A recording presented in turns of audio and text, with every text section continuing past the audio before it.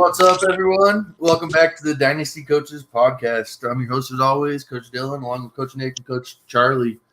Got the whole crew together again. So 2 weeks in a row, we're on a roll. That's a streak, boys. So we got week one in the books here. It's looking forward to week two. We got a great matchup tomorrow night between Kansas City and LA. So probably top two of the three best quarterbacks going at it this week. So we got a good show for you. We're going to first talk about our reactions from week one. And then we will mention a couple waiver wire pickups we feel you guys should go out and get. And then talk about some of the backfields that underperformed and some of the wideouts that went crazy. So then at the end of the show, I got four trades we'll evaluate. Get back to that, our favorite segment. So let's start with reactions, man. I mean, these are a couple I had here. Seems like the two dominant teams are Buffalo and KC. What do you guys think? I mean, they look good. I mean, yeah, some things won't change, season after season. The two dominant teams from last year just continue to, show that dominance. Pretty handy win for the Chiefs against the Cardinals, and Buffalo took care of business in their game as well without too much trouble. I was just surprised that some of these other teams, put up a lot more of a fight, win or lose.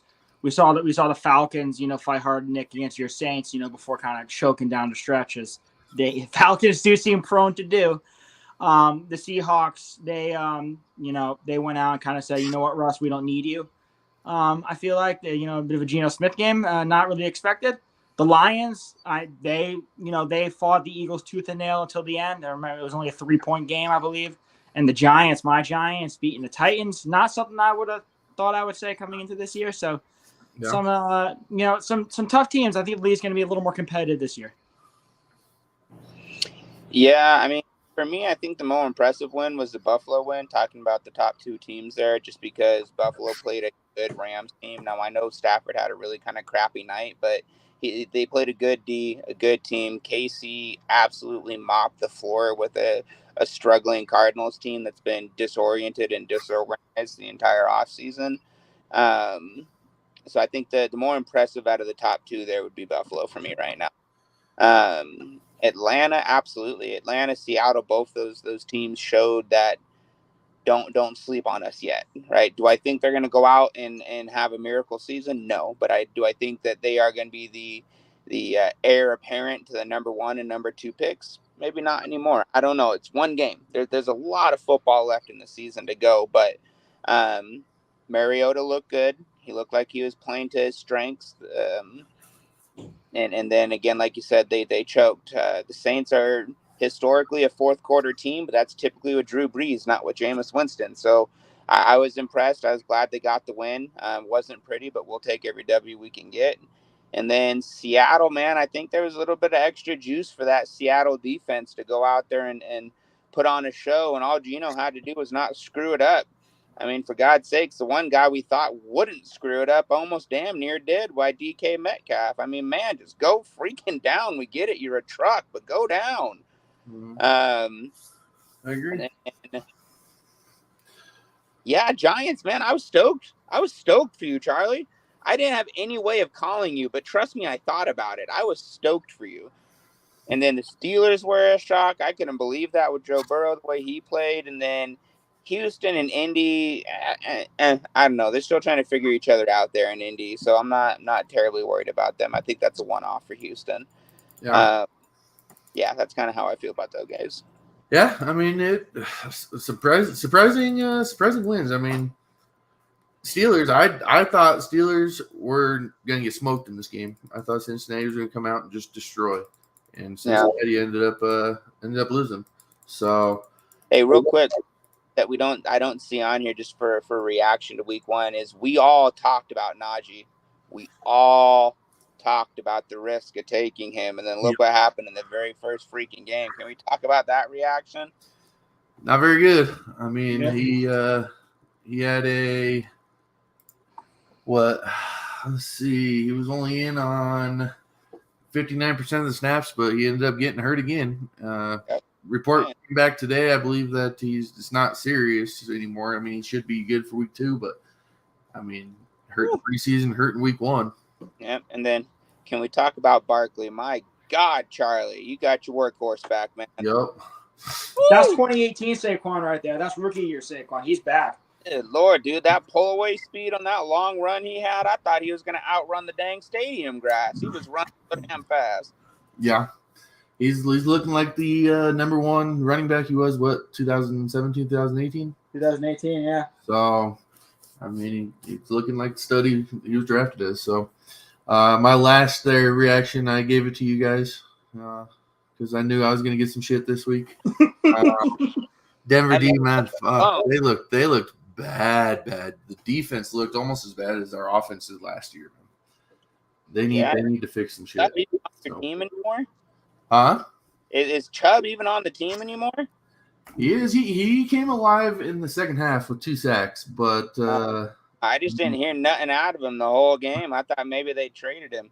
Yeah, I mean, whenever you're committing 15 penalties or something. I mean, I think he had 1 offensive line had like 3 penalties in the same drive. Yeah. They had, I think, 2 delay games also in the same drive. So that's all right. Russell, get the team settled down, man. Have faith in the plan. You guys will be all right. Yeah. So, all right, let's go ahead and move on here to our news and notes.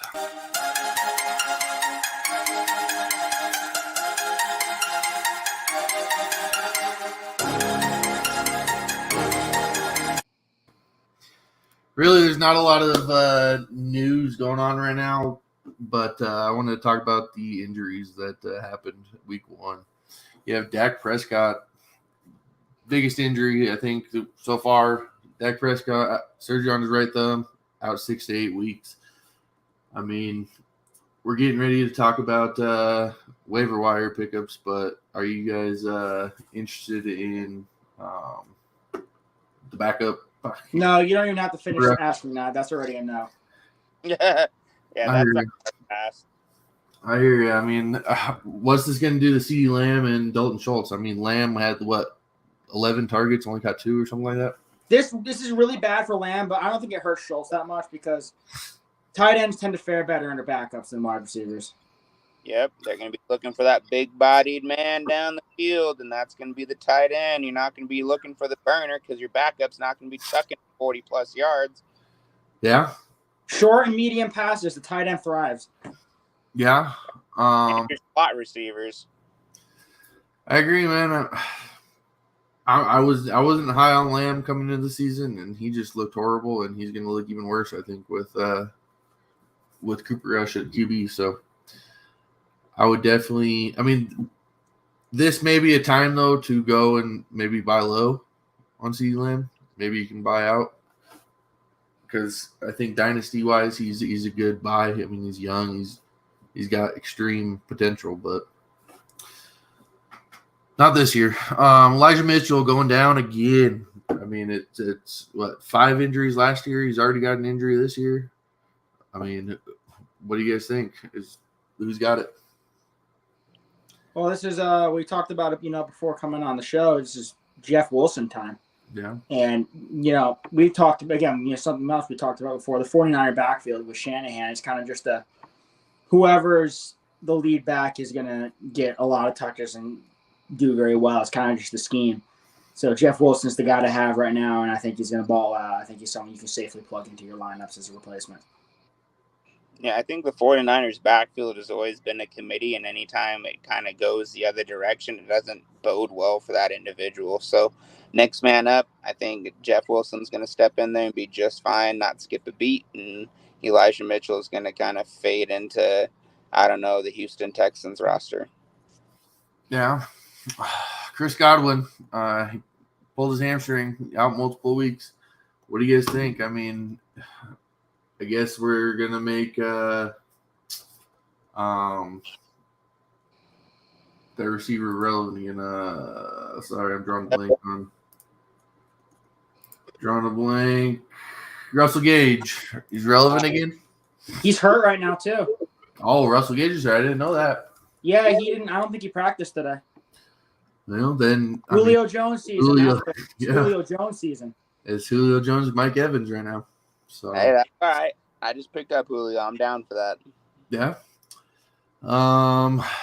DeAndre Swift and T. Higgins, they're questionable. T. Higgins concussion, Swift with an ankle. Definitely Cincinnati needs T. Higgins back. I mean, as good as Tyler Boyd is, that offense struggled there for a while. And then Swift, I mean, is this time to possibly go out and get Jamal Williams? So from a guy who's had Jamal Williams and kept Jamal Williams, I mean, him and Kenyon Drake both have kept rostered just because of their ability to fill in as backups. Yeah, and I'm loving Jamal Williams. I like what they do with him down there in Detroit. They really do them even when Swift is healthy. But the fact Swift was out last season, now here he is out again this season. Yeah, I'm going to keep me some Jamal Williams. Yeah, I think he's someone you need to have, one of those rare, valuable handcuffs in the league, kind of like an Alexander Madison type. And even with Swift there, we saw him get some goal line work with a couple touchdowns, on last Sunday. So he's got a little bit of standalone value if you're desperate. And, I mean, with a Swift injury looming, that spells a large opportunity for him to take advantage of. Yep. And then a couple other things we already talked about. Najee, it says 2-3 weeks, but he should be good this week, they were saying. And then TJ Watt and Jamal Adams possibly done for the season. I know Adams I believe is done for the season, but TJ Watt, last report I heard is he was hoping not to be done for the entire season. So I hear it's not a tear. It was the last report I saw, but he was still looking at like 6 weeks. Okay. All right. Well, there's some injuries for you. Hopefully we don't see as much big players, at least. I go down week 2. So let's go ahead and move on to our waiver wire pickups. Just give me 1 or 2 waiver wire pickups you guys like this week. One of mine is Josh Palmer on the Chargers. It got announced that Keenan Allen's not going to play in the Thursday night game due to the injury he suffered on Sunday. And they're not going to take any risks on a short week. And Palmer and Justin Herbert have shown some connection in the past. He's one of the guys who can go deep and go and get it and kind of just a little bit of everything. And they're going to need somebody else alongside Mike Williams, who's shown the tendency to be a little boom or bust. So I think Palmer might be maybe a bit of a safety blanket and a reliable option for Justin Herbert Thursday night. So that offers him some flex value. Yeah, I'm going to go with Jahan Dodson, Washington Commanders. God, that's still weird to say. The Commanders wide receiver. I mean, kid just popped off. Absolutely showed that Wentz had faith in him. I like the pickup. You need somebody opposite Terry McLaurin, so I like it. I like it a lot. And then we're going to go with the tight end from New Orleans, Juwan. Is it Juwan? Why do I want to say James? I'm pretty sure it's Juwan Johnson. Juwan Johnson, yeah. Yep, thank you. Juwan Johnson from New Orleans, their tight end. Again, showed that he was a safety blanket. Good faith with Jameson there, and I like the pickup. So, yeah, those are all great waiver wire pickups here. I'm going to go with Greg Dortch from Arizona. He was on the field for 91% of the offensive snaps. I know that DeAndre Hopkins is coming back, and they have Marquise Brown, but they don't have much there outside of that. I mean, A.J. Brown looked horrible. Andy Isabella looked not great at all. So even as the wide receiver 3, I think that offense that loves the pass is going to be able to support a good flex option for Dortch.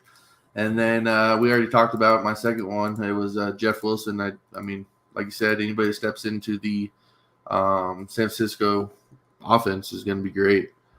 We've seen it multiple times. We've seen Jeff Wilson be great in the San Francisco offense. So, but let's go and move on here to our first topic here, backfield woes. This week, man, it was running backs just struggling and wide receivers going nuts. So I want to talk about a couple guys here that we all expected to be pretty good, and they didn't really do a whole lot. We'll start with Cam Akers here. He only had 3 attempts. We all thought he was going to come out and be the starter for the Rams. did not turn out that way. 3 attempts, 0 yards, while Henderson had 13 attempts for 47 yards.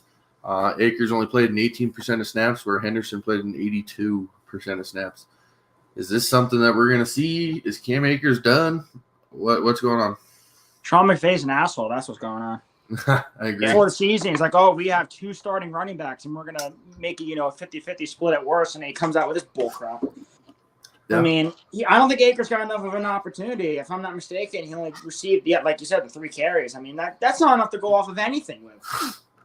And the fact that the rest of the Rams played absolute shit doesn't really help things either, because you don't know what, a fully functional Rams offense with Cam Akers in it looks like. So it wasn't really a good matchup. The circumstances surrounding it weren't pretty either. So I think the next couple of weeks are going to give us a better barometer of things surrounding the Rams offense. So I think Akers, the value couldn't get any lower at this point. I think Akers is kind of a good buy low. Because like I said, it can't get any worse. The Rams have to get better. Yeah, I agree. I saw a report something about him being in the doghouse with the coaching staff. So maybe that was something that came up and there was something going on behind the scenes there. But no, I totally agree with Charlie. If you're a coach in the NFL, you're supposed to be mature enough and adult enough and smart enough to play your best players when you need them to play, right? As long as they're not Antonio Browning themselves off the field, then let the best players play. If they've earned the right to be there, let them play. Akers was injured, fought back, got himself back into shape, back into place to play. He should have the right to play just as much as Henderson. So hopefully that rectifies itself in this next game, because Akers can absolutely ball out. And if you have an opportunity to pick him up cheap, now's the time to do it. Yeah, I agree. I mean, are you guys panicking if you have Akers, or is it something where let's just wait and see? I mean, if I have the resources to spare, I'm going to put him on my bench, because he's not an option I'm confident starting in until I see a little more with a functional Rams offense. So I'm not going to, do anything hasty, like drop him or sell him, because there's no point. The value is at a low, so you might as well wait and rehab said value. I agree. I mean, my dynasty leagues are deep roster leagues, so I would definitely keep him on my roster. I think it kind of makes you worried about starting him just until you know a bit more about what's going on there. But if you have the space, definitely keep him on the roster. Yeah, I agree. I think this is a great time to go get Cam Akers. I mean, we've seen him be good. He's still very young. He's only 23 years old. Excuse me. So, Sean McVay, he has a tendency, I think, to do this a little bit, where he falls in love with the guy. But we've all seen Henderson be decent, but not like the star quality. We've seen Cam Akers be a star. So we need him to get more touches, and I believe that's going to happen. So I'm definitely not panicking on him at all. So talk about Nadja Harris here. 10 attempts, 23 yards. Received 2 targets. Played in 55% of snaps, but like we said, he got injured. Seems like he's kind of got the injury bug this year. What do you guys think? Yeah, I'm a little concerned, because he was coming into this already having to deal with that Liz Frank injury that we were talking about, and that can linger. That's something that can hobble you as you play, saps your effectiveness, and plus getting that injury he suffered on Sunday. I'm a little concerned, and it kind of seems like he's gonna push things a little bit and try to play on Sunday, which, if I'm a Najee Harris owner, I'm a little concerned about that, because it sounds like he won't be at his max effectiveness. Yeah. And if he's getting this injury bug, I mean, the long-term prospects aren't particularly ideal, and his history of Liz Frank injuries isn't particularly pretty, and that's something that can linger around for a while and make you not as effective. So, I mean, I don't have any Najee Harris shares, and I'm kind of glad I don't, especially at this point. I'm just going to leave it at that. Yeah, I mean, we talked about it before the season began. If I remember correctly, my advice was to hold him for a couple games, let him get some good points on the board, and then try to sell him high before he gets injured. I mean, you just can't predict when it's going to happen at this point.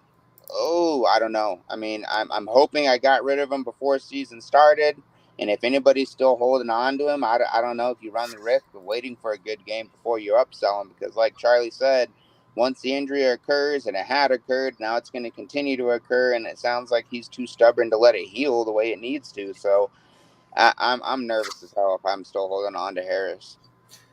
I agree. I sold him right before the season started, and I'm extremely happy about it right now. I mean, he's a stud, but injuries change running backs. I mean, we've seen it all the time. Yeah. This is probably the position that it changes you the most. So we'll see. Hopefully he can get healthy and we see the old Nadja, because he was fun to watch and he still is. But he's getting hurt too much. So let's go ahead and move on to Damian Pierce here. Everybody thought he's number one back for sure. No questions asked, and then he comes out with 11 attempts, 33 yards, and 1 target. You have Rex Burkhead got 3 more attempts, 40 yards. But Damian Pierce only played in 29% of the snaps. Burkhead played in 71% of the snaps. Is Damian Pierce, was this just a case of it's his rookie game, first game in his rookie year, or is Burkhead going to be thorn in his side? I'm not too worried about it initially. Rookies sometimes take a little while to get eased into the action. Not everyone's going to be, thrown into the fire right away and say, here you go, kid. Having a proven veteran like Rex Burkhead kind of helps ease things. And considering that the game got close late, and ended in a tie, obviously, a lot of the work with our passing football, you're going to see Rex Burkhead on the field as kind of the proven pass catching back. So I'm not really too worried about it to begin with. I think they're easing Pierce in, and I think he's going to receive more opportunities as the weeks go on, because we know the Texans aren't going to be particularly good, and they're going to want to see what they have in their young players. Yeah, I agree 100%. I think this is a case of his first game. Let's let him get used to the pace, get used to the physicality, get used to the hitting and everything else, the speed that comes with an NFL game, which we know are light years above even collegiate play. So I think this is just a case of let's let the vet take the lead here for the first couple games. We'll ease our rookie into it and really not rush his development so we can see truly what we have in him. I agree. Backfield that comes to mind actually was Jonathan Taylor coming into his rookie year. I mean, it kind of reminds me a little bit about it, where, I mean, I'm expected to be that number one. And I know that got hurt early, but we saw Jonathan Taylor wasn't expected to be anything until the second half of the year. And I think people are panicking a little bit on Damian Pierce, and I don't know why, because like you said, it takes rookies a while to get going sometimes. So plus we all saw Damian Pierce playing against backups really. Now he's getting up against starters, and I mean it's gonna take him a minute to get there. So plus the Colts defense, correct me if I'm wrong, but the Colts defensive line is actually a pretty good defensive line. So and their linebacker core is really good too. So yeah, and it's not like Burkhead came out and exploded. I mean, 14 attempts for 40 yards. That's not great. So, I mean, don't panic on Damian Pierce. Patriots backfield, man. I mean, what do you do with them? You got Damian Harris, 9 attempts, 48 yards, 3 targets. Played in 39% of the snaps. Ramondre Stevenson, 8 attempts, 25 yards, 2 targets. Played in 25% of the snaps. And then Ty Montgomery played in 37% of the snaps and received a lot of the passing game work. I mean, who do you go with? What do you guys think? I mean, this is an ugly one. Although a note is that Montgomery's out for this week. He's not going to be a factor. He suffered an injury. But I mean, Belichick backfields don't really support fantasy success. We kind of thought coming into the regular season that it was going to be Ramondre Stevenson resurgence because he was balling out in training camp and in the preseason. But then we see a little more of a split that tends to favor Damian Harris a little bit. But Ty Montgomery scored the only touchdown as the kind of the primary receiving back. I mean, we're going to see NAP are strong. I mean, I don't know. This backfield is a mess and full of question marks, and it's not one I'm actively looking to plug into my lineup or go out and make a move for. So I just joined my first 32-man fantasy league, 32-team fantasy league, and I have picked up Ramondre Stevenson because when you have 32 teams, there's not a whole lot of pickings to pick from. And I picked him up and started in that league, and I'll continue to start him in that league just because there's really nobody else for me to start. But if I'm in my regular, 8 to even 14 man leagues, I don't think I'm touching any of the New England Patriots backfield, except for maybe a plug and play if I have some injured people. It's just there's too much there to unpack, and I just don't think it's worth it. Yeah, I agree. I mean, I sold Stevenson earlier for Ryan Tannehill. I'm liking that right now. But then I have another league where I have both Harris and Stevenson, and I wish I would have sold them both before the season started, because this is going to be such a frustrating backfield all year long. It's going to be one of those where I play Harris this week and Stevenson goes nuts, and then vice versa. So, I mean, if you can get anything for these guys, I would get them now. I mean, is this something where you would try to sell them now at the low, or is it? I mean, I know you don't ever want to sell low, but man, these are guys that are not going to help at all. No, I think you sell them independently. When one of them has a good game, you go out and sell them, and then when the other one has a good game, you go out and sell the other one. Yeah. You're not going to sell them on the low. You're not going to get what you could have got for them preseason starting, but go out and get what you can after a good game.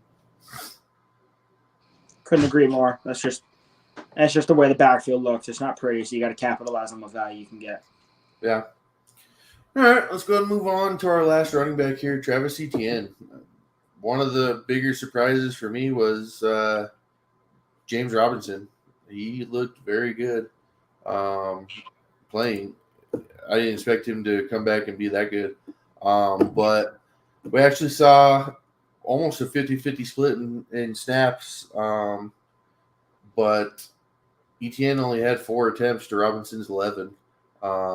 So is this going to be – is this kind of like a Patriots backfield where you don't know who to start week to week, or what's going to happen? I don't think this is anything to particularly concern ourselves with. Etienne still saw a heavy majority of the passing work, and I think he would have had a touchdown on 2 separate occasions if Lawrence didn't overthrow him, or if Etienne simply held on to the pass at the goal line. Mm-hmm. And when they were in their 2-minute drill and when they were playing from behind, Etienne was almost always the one exclusively in the backfield as the pass catching back. And so I think a progression where he gets more carries is going to, slowly come as the season comes along. Again, this is basically his rookie season. He didn't play at all last year because of the injury he suffered in the preseason. So I think he's going to get eased back in. They're going to be a little more careful. I think we're going to, see more of a 70-30, maybe 60-40 as we go along. Yeah, 100% agree with Charlie on that. I think it's nothing to panic about. It's nothing to worry about. It's a little bit of those rookie woes. I understand he's not a rookie, but we all get it. Rookie woes. And they're going to ease him in. They don't want to risk him getting injured in the very first freaking game. So, no, I think they ease him in. Probably, 4 games in is when you're going to start to see that 70-30, 60-40 split. By the end of the season, I think you're going to be trying to shop Robinson to whoever you can because it'll be Etienne's team. I agree. I think, they have the rapport, Lawrence and Etienne, both college teammates at Clemson. So I think Etienne is definitely the guy for Dynasty, but I honestly think this is an offense where both of them can be relevant. So we'll go and move on here to the wide receivers. Like I said, there were some great wide receivers this week. A lot better than running backs. We'll start with the 3 young wide receivers right now that kind of balled out for us. Gabriel Davis, I know 5 targets isn't a lot, but he had 4 receptions, 88 yards, and a touchdown. Played in 98% of the snaps for the Bills. If he's getting that many snaps, we might be seeing a huge year from Davis. What do you guys think? Yeah, it certainly looks good for him. And we all remember how Gabriel Davis exploded in the playoffs last year, and that kind of skyrocketed his ADP coming into this year. And there's a little bit of apprehension. Is he going to repeat it? But Josh Allen clearly likes him, still finds him, seems to have that red zone efficiency as well. So I think we're kind of right to – or not right, but he's carrying over what he did in the postseason. I think that's nothing but good news, and he's a guy you should have on your team. Yeah, I think he completes the trifecta there in Buffalo, right? You got Diggs, you got Knox, and now you have Davis. As far as the receiving core goes, I think that's going to be your triangle of justice right there. And then you obviously throw in Singletary and the other running backs, and then Josh just do incredible things and levitate over the water. So, yeah, I love Gabe Davis. I don't think he's coming down. I think if you had a chance to buy him in the offseason, good on you. Good luck trying to buy him now.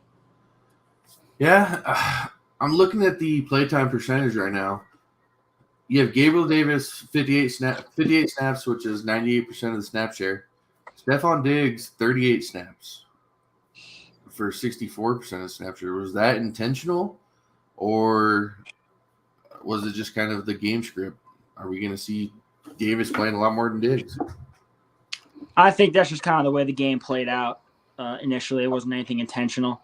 We saw as the game moved along, things kind of tended to move more in the direction of the Bills.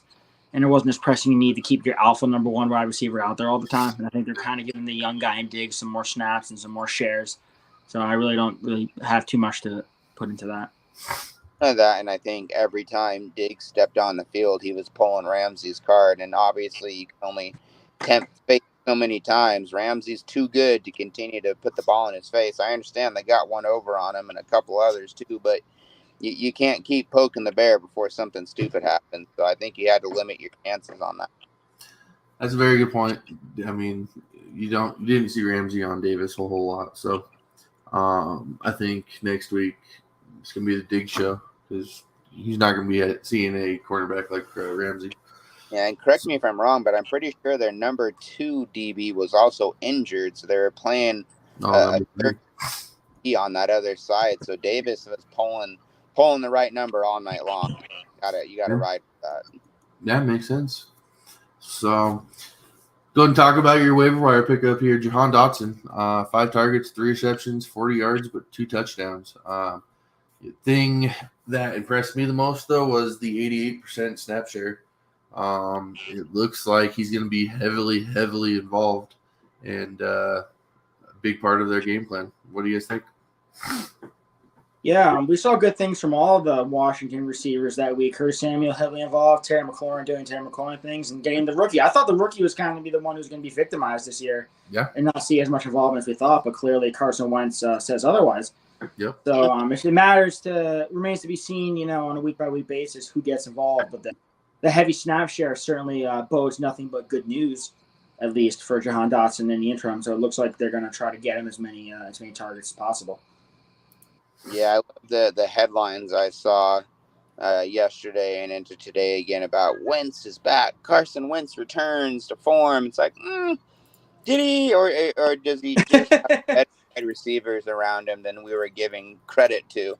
Charlie, correct me if I'm wrong, but I believe it was you who actually brought up Dodson when we were talking about potential players to go and get who could really impact a team this year. I know I wasn't looking at this young man at all, and now I feel damned ashamed that I hadn't been because he put on an absolute clinic down there. I understand he only had 40 yards, but the kid was incredible. He made the best of the opportunities he was given and scored 2 DDs to boot. So that's a great first game showing. Yeah, I'm a little bit worried as far as they were playing the Jaguars, so get a better offense in there. I don't know if Wentz throws the ball as much and is as productive, but Jahan Dodson is one of those rookies that definitely I'm looking to trade for if I can, because I think that, like you said, 80% snap share. Anybody that gets that kind of snap share is going to have a good year just based off of volume alone. Then throwing the talent that he has, it's gonna be a good year for him, I think. Let's go move on to Kyle Phillips, Tennessee wide receiver, 9 targets, 6 receptions, 66 yards, and 0 TDs. But he played in 48% of snap share. But he was one that, in my opinion, him and Treylon Burks looked like the two most explosive receivers for Tennessee. Robert Woods looked meh. What do you guys think? Yeah, it certainly was interesting to see the younger guys get a lot more of an opportunity on a Titans team that I thought would want to rely heavily on the veteran Robert Woods. But good things for Kyle Phillips, for a limited snap share, seeing less snaps, 6 catches for 66 yards, it's not a bad day. So I like it for him. As to whether or not he's going to continue that in the future, will they increase his snap share? I want to say yes, because after a performance like that on a limited snap count, I think they want to give him more to see what they have. So I kind of like him. He's an intriguing person I'd want to have towards the bottom of my roster. Yeah, again, I know I keep saying this, but I run deep dynasty leagues. I am rostering this young man. I'm going to keep an eye on him and hope that if nothing else, that he gets value by volume. That's going to be the new term I start using, because you and Charlie say it so much. Value by volume. And yeah, so keep him on the roster if you have him. If you don't, pick him up, stash him. And if nothing else, keep an eye on him, see what he can do. But yeah, I like the volume potential here. Yeah, I mean, Phillips had 9 targets, Burks had 5, Woods only had 2. So it's early, but we might be seeing Tannehill gravitate more towards the rookies than the veteran. And who knows how Woods is looking, how his recovery from the injury is going. I mean, he could still be having some effects of that, but I think Burks and Phillips are the receivers to own. Let's move on to the older wide receivers. Nick, your boy, Michael Thomas, 8 targets, 5 receptions, 57 yards, and 2 touchdowns. Michael Thomas back, 61% snap share. Man, let me tell you. Let's go talk about it. We gonna talk about it. So I think my theory in my head is Dennis Allen was very, very worried, especially with, I believe it was a hamstring issue he had leading up to this game, and his history, let's all be honest, of hamstring, right? I think he was a little nervous about him. But you know what? I think they went at a half, and Thomas said, "Put me in the game, coach." And he went out there and did what Thomas was known for, right? Being reliable when you needed him to, making the catches you needed him to make, and keeping his team in the game. Particularly, I believe it was his first touchdown was, just a storybook Michael Thomas catch. It was a beautiful, beautiful catch that only can't guard Mike could make. And I don't want to take anything away from Jarvis Landry and what he did in that game, because he was incredible. And just honestly, without him, we would have lost that game. But Michael Thomas was incredible. I hope he can keep it up. I hope the hamstring bug stays the hell away from him. But that was Michael Thomas playing Michael Thomas football. So I hope this means he's back. I hope this means he's going to continue doing it. And I'm just thrilled as can be to finally have somebody that when that ball is in the air, he's coming down with it. No need for me to say anything. I think the Saints fan covered that pretty well. No, I agree. I'm excited to see Michael Thomas again. He was one of my favorite players before he got hurt, and he's just so fun to watch. I mean, he put up that season of 180 targets, wherever he had. Broke the record, or came close to breaking the record. He broke. No, he did break it. Yeah, yep. So my one question though to you guys is, Olave saw 74, Landry saw 72% of the targets. Clearly, Thomas is going to get more. Who's going to take the hit? Probably the rookie at first. I think they're going to we're kind of see Landry and Thomas, take things as the 1-2 punch for now. And the Saints team, I think, is going to be a little more competitive than people expect. They're going to fight. I think they could be a wild card team. Yeah. And I think they're going to, in that push, they're going to rely on the proven veteran players to take them there. So Chris Olave might take a little more of a back seat just for this year as he gets acclimated to the NFL. Yep. So everything that Charlie just said could essentially be summed up by that fourth quarter, right? Who'd they go to in the fourth quarter? Michael Thomas, Jarvis Landry. I mean, that's it, right? That was it. And they showed why they go to those players. When you need a player that you can rely on, you go to the people that you've been able to rely on. Yeah. I think Olave finds his niche. He finds his spot. Thomas has never been the burner. Landry is not the burner he used to be. And I think Olave is going to fill in that slot, that kind of Tyreek Hill-esque, just streaking down the field, Brandon Cooks-esque when he was in New Orleans type of player. But that being said, that only lends itself to 5, 6, 7 targets a game. And I think that's where you're going to find your snap share deficit. Because you still got Taysom Hill and you got AK, let's not forget, right? So it's not like you just have these 3 players fighting for the snap share. You still got AK who can catch the ball. You still got Taysom Hill who's taking direct snaps and catching the ball and throwing the ball and kicking the ball. I think, I don't know, whatever the hell else he does. I think they're going to line him up at linebacker next game. But, yeah, there's just a lot going on there, unfortunately. So Olave is going to have to settle in. Yeah. Let's go move on to Deontay Johnson here. Everybody thought, the big questions were Ben Roethlisberger's not there anymore. Deontay Johnson is going to receive targets. Brought in George Pickens. Deontay Johnson's going to take a hit. Well, he received 12 targets. Caught 7 of them, 55 yards. No touchdowns, but played in 81% of the snaps. Didn't seem like Mitch Trubisky being quarterback hurt Deontay Johnson really at all. What do you guys think? Yeah, I think everything's just fine because Deontay Johnson, he did fine with the collapsing Big Ben last year, who couldn't really throw the ball downfield, and he seems to be doing fine. Mr. Trubisky also isn't really that good at throwing the ball downfield. So Deontay Johnson working in the middle of the field, getting those short and medium passes, and just doing his thing with them, I think is going to be just fine.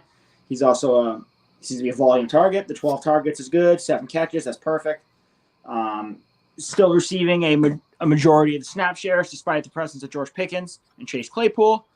So I really don't think there's anything too much to worry about. Hopefully he reaches the end zone soon. But we'll see.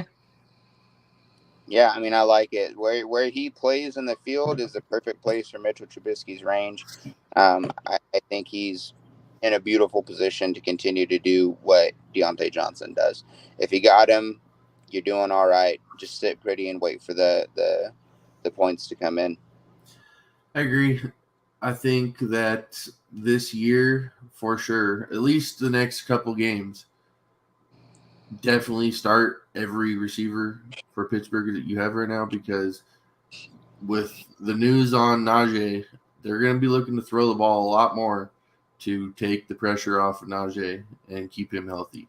And 12 targets, you're going to be seeing that again for the next couple games at least.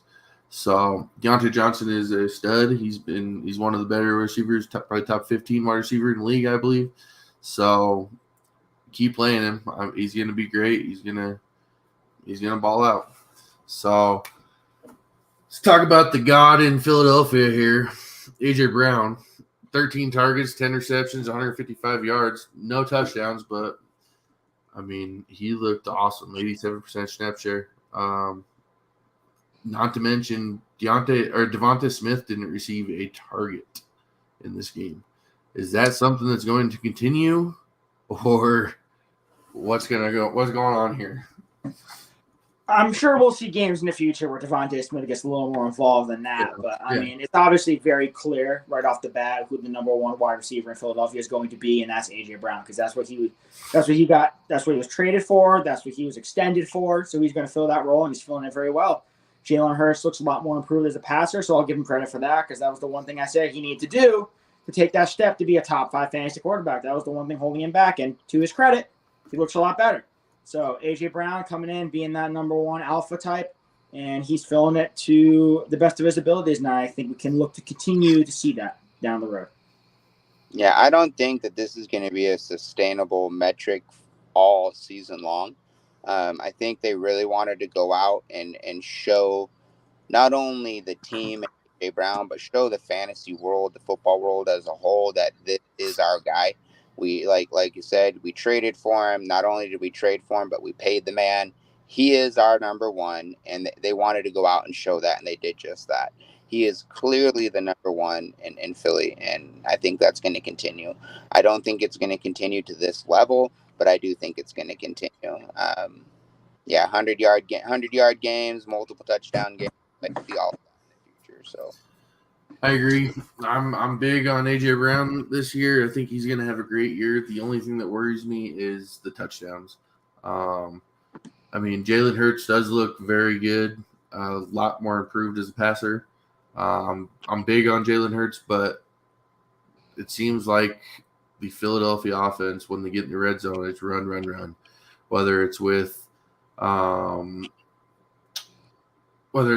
Miles Sanders, Kenneth Gainwell, Boston Scott, Jalen Hurts himself, I don't know if there's going to be a whole lot of touchdown opportunity for the receivers in Philadelphia. So I think that may be something that hurts them. What's that, Nick? And they got a good tight end too to target down there in the red. Yeah, Dallas Goedert's going to get his. Yeah. So it could be. We could be looking at a Michael Thomas type year, where just explodes yardage and catches wise, but touchdowns are a little bit hard to come by. So let's move on to Juju Smith-Schuster. 8 targets, 6 receptions, 79 yards, 0 TDs, but played in 66% of the snaps here. He looked like the number one wide receiver for Kansas City, in my opinion. What do you guys think? Yeah, he certainly looked like the Juju of old a little bit from what we saw in Pittsburgh. And I think we would have seen a little more work had the game not kind of trended towards a little bit of a blowout, game in hand type of thing against a weak Cardinals team. So I'm not playing too much into the 66% snap share, but Juju looked like himself, basically. The agility, the speed, the route running. He had it all going for him, and I think he's going to be good in the future for a really good Chiefs team. Touchdowns will come. So. Yeah, 100%. I'm shocked he didn't get a touchdown with his quarterback chucking touchdowns to the damn water boy. But, I was happy to finally see the Juju that looks like he stopped playing Fortnite and remembered he's a football player. Yeah. That's awesome. I'm really, really happy for Juju. I'm really happy for the Kansas City Chiefs. If you're a Patrick Mahomes owner, good on you, mate. But, I'm not worried at all. His touchdowns are going to go up. And like Charlie said, if it hadn't turned into a blowout, he probably would have got at least one touchdown, if not multiples. He's clearly the go-to guy outside of Travis Kelce. Yeah, he was second wide receiver in target share. MVS had 73% of it, but MVS only had 4 catches for 44 yards and no touchdowns. So Juju's the receiver to own. As of right now, I know it's early. It could change. But week 1, Juju's the receiver to own going into week 2. So talk about our last receiver here. Speaking of gods, Devonta Adams, 17 targets, 10 receptions, 141 yards and a touchdown, 95% snap share. It doesn't seem like going from Aaron Rodgers to Derek Carr affected him. What do you guys think? Still a top 3 fantasy wide receiver. Maybe top 5. I guess it depends on your opinion. But Devonta Adams is a god.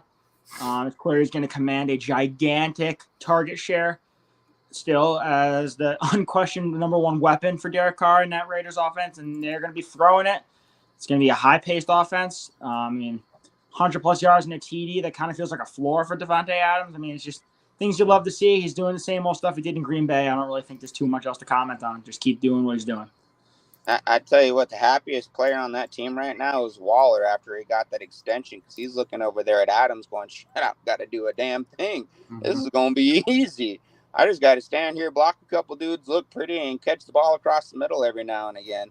Devonta Adams said, you know what, jump on my back and let's go win us the game, and they damn near did. So, it's exactly what I said was going to happen, is that Adams was going to prove that he didn't need Rodgers to be great, that he is great no matter where he's at, and that he's great because he is who he is and not who it is that's throwing the ball to him. On the retrospect of that, how was Rodgers this week? Not good.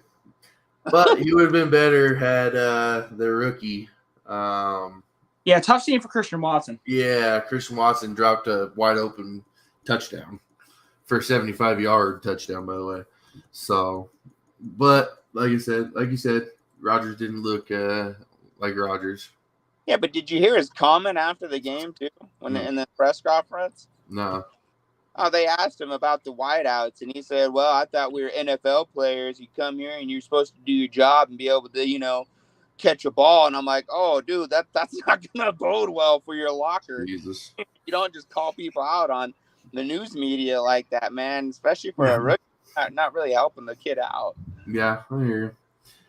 One thing that's surprising me here, because I'm looking at the playtime percentages of the games here, and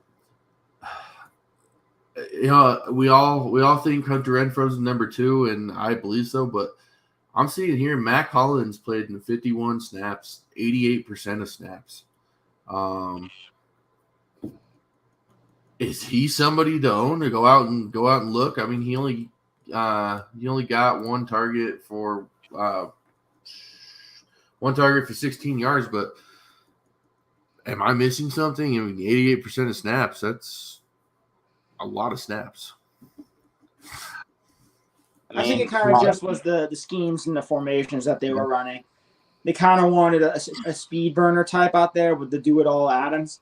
Yeah. And I think that kind of – it's just the way it ended up. I mean, I knew Hunter Renfrow was going to suffer the most from all this. Yeah. I think Waller was still going to get his, and that Renfrow was going to take the back seat.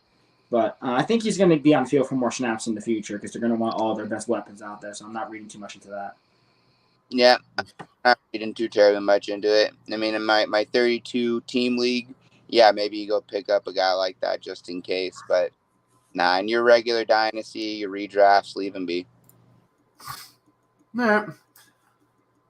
Let's go and move on then to our trades. This is one of our favorite times of the podcast here. We haven't done it in a couple of weeks, so let's bring it back. First, I threw in a trade of mine, made it today. This was the one in the Discord earlier. I think I saw this. Yeah, so this is a Superflex PPR tight end premium. I received Curtis Samuel, James Robinson, Travis Etienne, and 2023 fourth for Dalvin Cook and Alexander Madison. It's a league that I'm kind of middle of the road in. I'm trying to get younger. What do you guys think?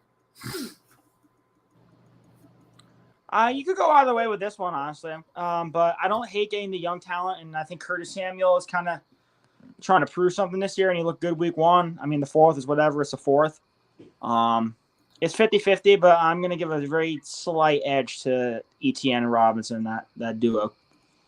Yeah. And based on what you're saying, you're trying to get younger than yeah. I mean, you got the good handcuff there with Etienne and Robinson. The 4th round pick, maybe you do something with. Maybe you package it and move up. Maybe use it that way. But Curtis Samuel's good. I know we're still kind of nervous with Wentz throwing him the ball, but yeah, I think you got the better end of that one for sure. Yeah, it's one of those leagues where I came into this league with a lot of older guys, Cook, Travis Kelce, Mike Evans. And I've been trying to get younger because I don't know if I'm ready this year, but moves like this could get me ready next year for sure. So next trade here.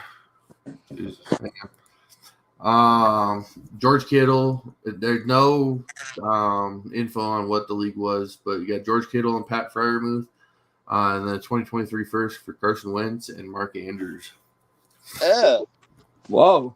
Yeah. What do you guys think? I mean, it'd be helpful to get a little more background on it, but I mean, if you're getting Wentz, I kind of want to assume it's a super flex.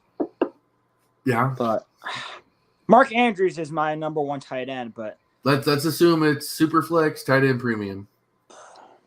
Well, yeah, you're trading multiple tight ends, so I was thinking the same thing, but I don't know. This still don't make sense to me personally, and I know you guys probably feel differently because I know how much you love Mark Andrews. I mean, for God's sakes, you'd probably drink his bathwater, but I don't like this trade at all. You've got a perfectly serviceable tight end in Pat Freiermuth. You have a more than capable tight end in Kittle, and you gave up a 1st-round draft pick to go get who? To go Wentz? Ew. No, I hate it. I hate everything. See, that's where I'm hung up. It's not about the player because I love Mark Andrews, and I always will, but the price you pay to get him seems a little much.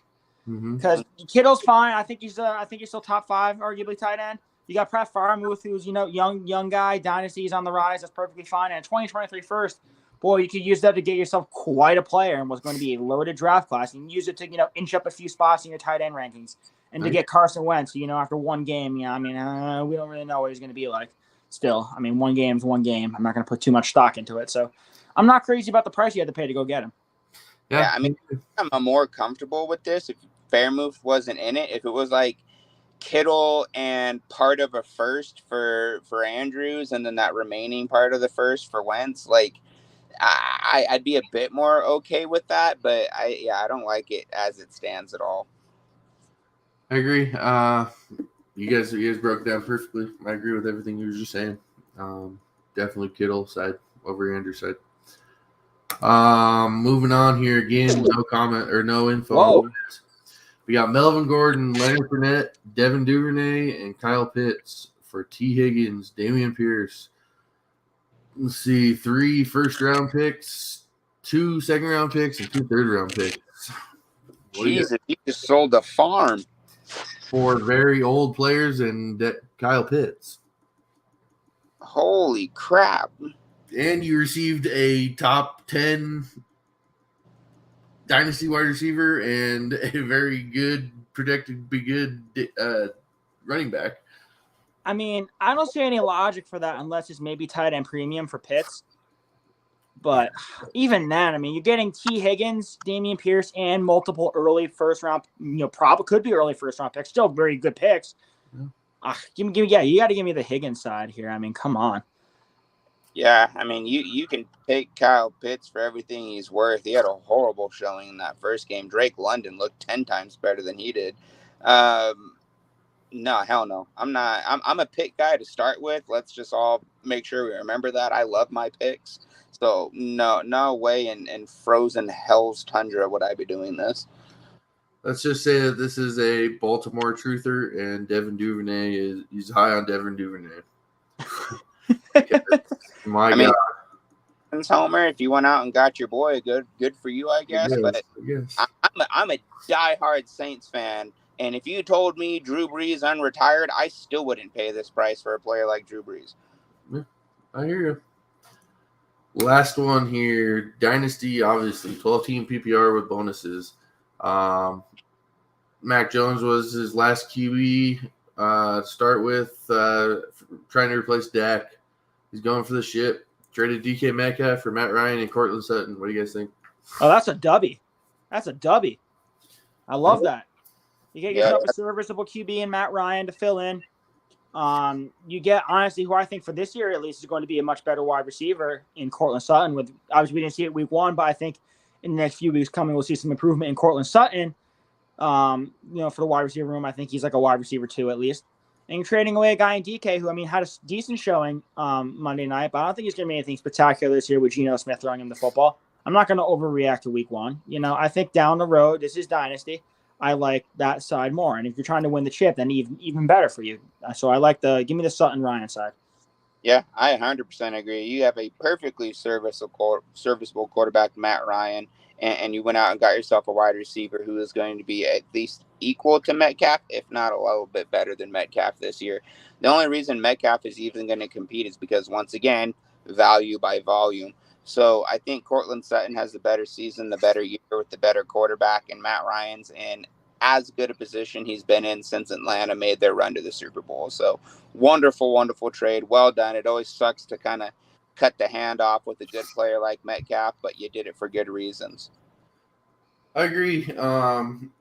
Right now, this side note, this was made after the Bronco game this week. So we went and saw, as bad as the Broncos looked, the good connection, probably best connection there was Russell Wilson to Cortland Sutton. So Sutton's in for a big year, and we all know as good as Geno looked, it's still Geno Smith. And I think that a lot of people discount Matt Ryan just because of his age. Well, he's 37. I get that. But we've seen a lot of quarterbacks play into their early 40s. And he's got one of the best offensive lines in the league.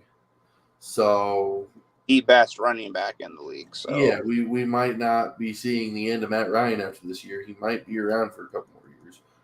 And well, Charlie's point, if you're going out and trying to win the cup this year, this is a great move. Highly intelligent move. Yep, I agree.